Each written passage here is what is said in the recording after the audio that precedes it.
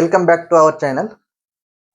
तर last lecture मध्ये आपण पाहिलं होतं जे हायपर कॉन्जुगेशन होतं त्याचं application, heat of hydrogenation, most important and stability of alkene, right.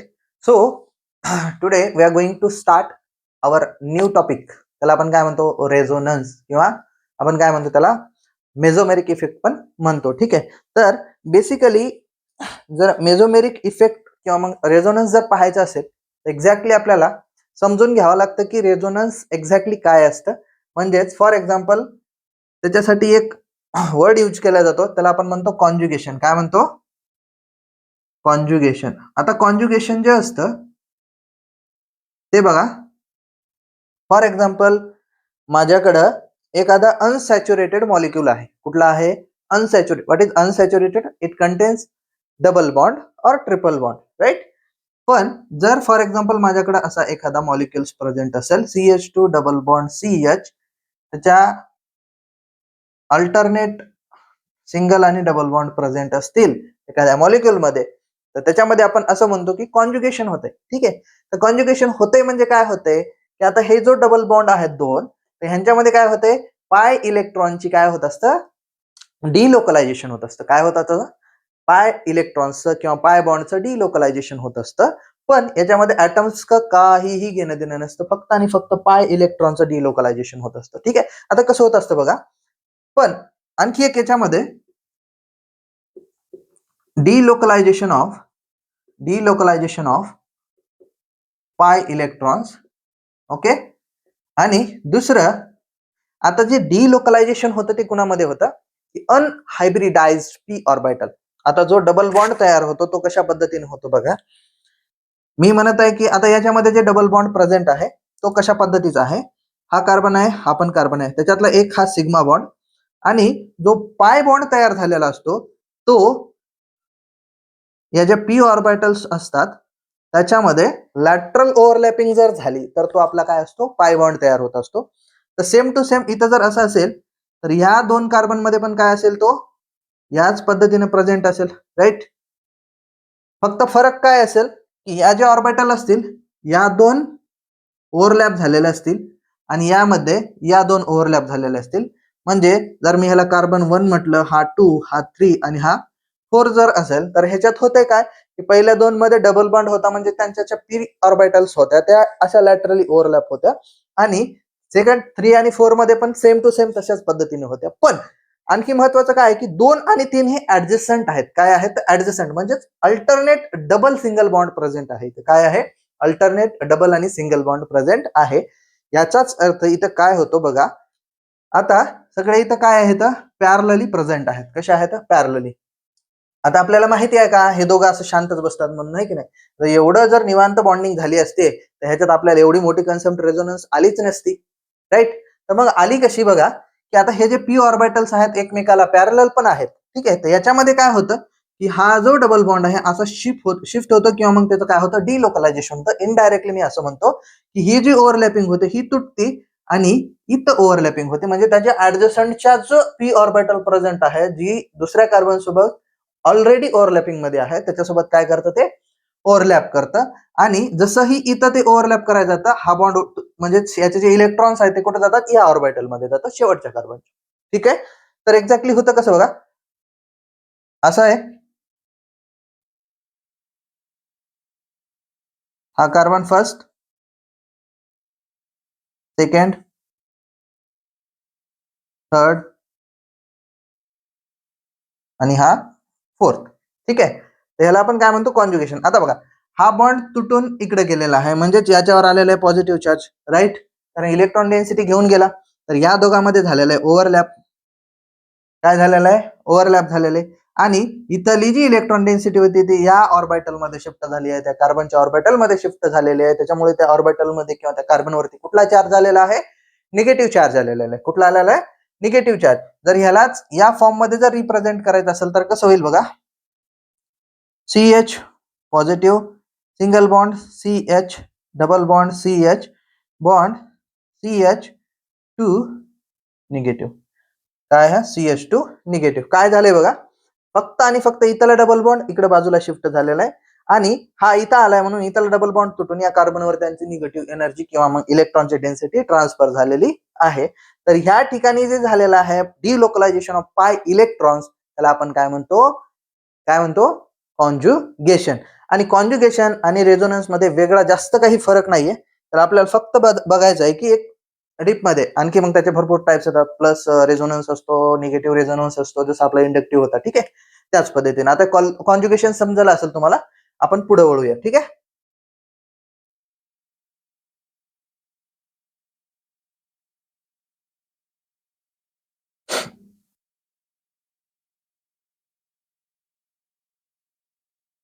आता रेझोनन्स म्हणजे काय बघा.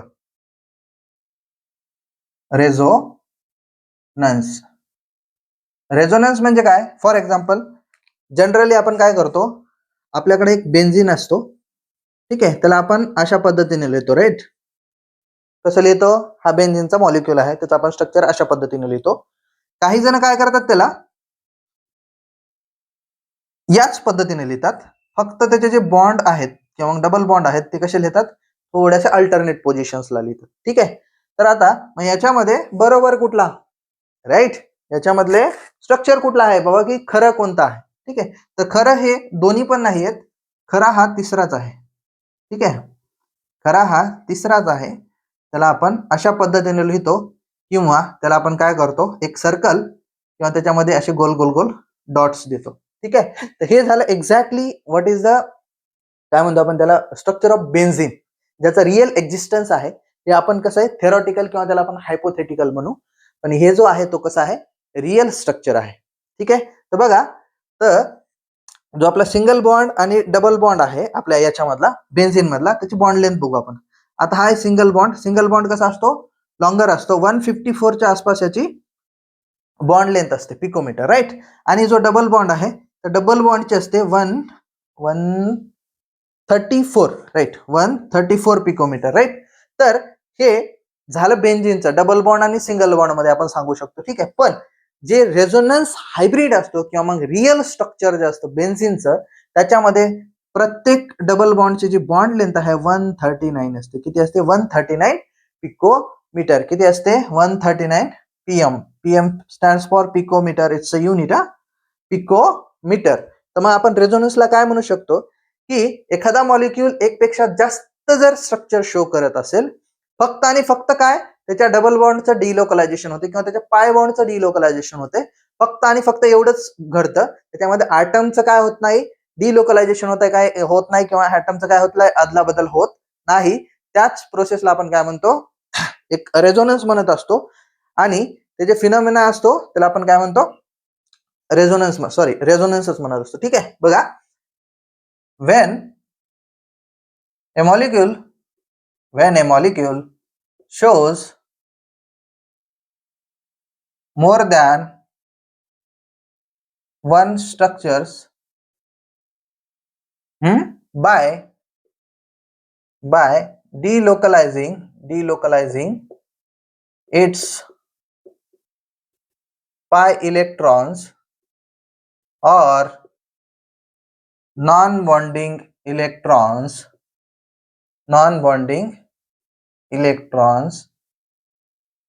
ठीक है, without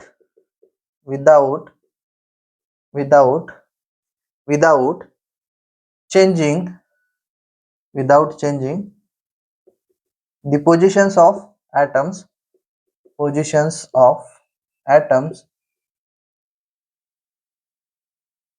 is known as resonance. आता ह्यालाच काय म्हणतो आपण, these structures म्हणजे काय, आता these structures आहेत, these structures are known as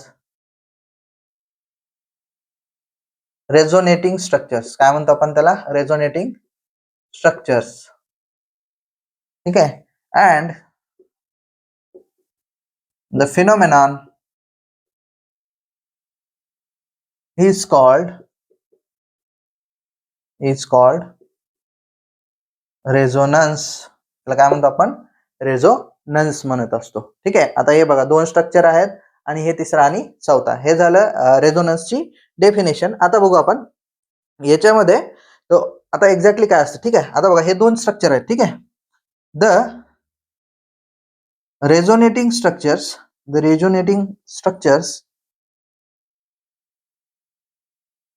R hypothetical. कसे आहेत हे? हायपोथेटिकल, म्हणजे त्यांचा रिअल एक्झिस्टन्स नाहीये. Hypothetical, that means they do not have real existence. त्यांचा रिअल एक्झिस्टन्स काहीच नाहीये, राईट. आणि द रेझोनन्स हायब्रिड, ठीक आहे, काय म्हणतो आपण त्याला? Resonance hybrid have real existence. आता याच्यामध्ये बघा, आपण हे दोन काय म्हणलो होतो, एक रेझोनन्स स्ट्रक्चर आहेत, म्हणजे त्याला आपण काय म्हणतो? रेझोनेटिंग स्ट्रक्चर्स म्हणत असतो, राईट. आणि हे जे दोन आहेत त्याला आपण काय, दोन म्हणजे एकच आहे, ठीक आहे, ह्याला आपण म्हणत असतो रेझोनन्स हायब्रिड. काय म्हणतो? रेझोनन्स हायब्रिड, जो की रिअल असतो. कसा असतो? रिअल असतो. म्हणजे बेन्झीन जर बघितला तर असाही नसतो, असाही नसतो, पण असा असतो, ठीक आहे. कंटिन्युअसली जे डबल बॉन्ड आहेत त्याच्यामधले ते काय करतात? कंटिन्युअसली काय करत राहतात? ते डिलोकलायझेशन करतात त्याच्या पाय बॉन्ड्स, राईट. त्याला आपण काय म्हणत असतो? रेझोनन्स हायब्रिड म्हणत असतो. आणि रेझोनन्स हायब्रिडच जे असतं त्याचं रिअल एक्झिस्टन्स असतं, ठीक आहे. तर बघा याच्यामध्ये आणखी बघा महत्वाचं काय काय बघा. रेझोनन्सची डेफिनेशन, एक एक्झाम्पल घेतलं आपण बेन्झीनचं, राईट. आता याच्यामध्ये त्याच्या आधी सांगितलं मी तुम्हाला की कॉन्ज्युगेशन काय असतं, कारण ही तर समजावं लागतं की हा जो बेन्झीन आहे तो डिलोकलायझेशन कसं करते आपल्याला आता ते बघायचं, ठीक आहे. एक्झॅक्टली. आता आपण काय बोललो, याच्यासाठी कंडिशनच सांगू आपण. बघा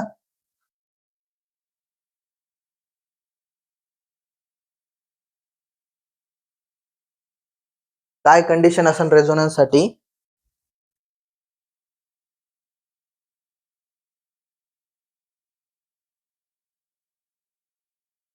अनहायब्रिडाइज्ड p orbitals must be parallel. कशा असल्या पाहिजेत? पॅरलल, म्हणजे अशा पद्धतीने असल्या पाहिजेत, तेव्हा ते काय होतं?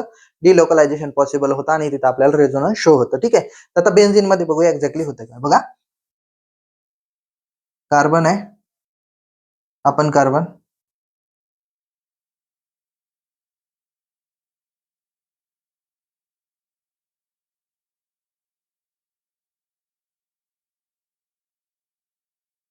ठीक आहे. आता हे झालं. आपण आता प्लेन दाखवण्याच्या पद्धतीने आपण असं लिहित आहोत, ठीक आहे.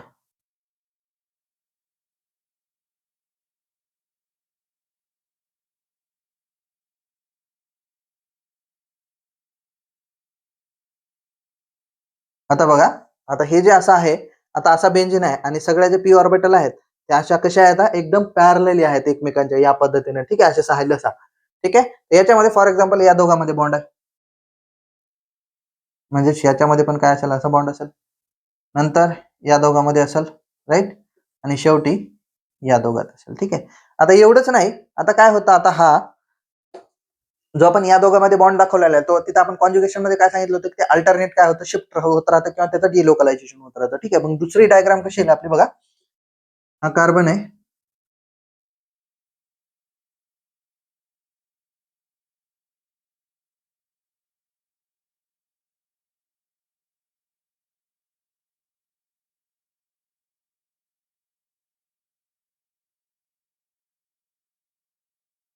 बघा या दोन मध्ये होता, आता काय होईल?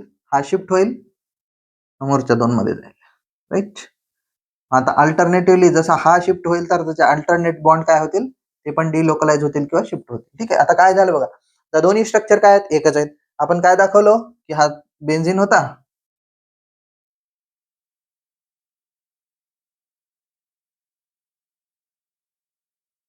अशा पद्धतीने, आहे की नाही, एच प्रेझेंट होते इथं, या पद्धतीने असा होता. याच्यामधले फक्त बॉन्ड काय झाले? डिलोकलाइज झाले, हा इथं आला, हा इथं आला, हा इथं आला, आणि हे कंटिन्युअसली मुवमेंट मध्ये चालू राहतं. म्हणून इथं सिंगल बॉन्ड डबल बॉन्ड आपल्याला काय घेणं देणं नसतं. आपण काय म्हणतो, त्याची कंटिन्युअस काय होत राहते, रेझोनन्स होत राहतं. आणि त्याची जी बॉन्ड लेंथ येते ती कार्बन कार्बन मधली होती ती 139 पिकोमीटर येत असते. ठीक आहे, हे झालं इथपर्यंत की रेझोनन्स काय असतं.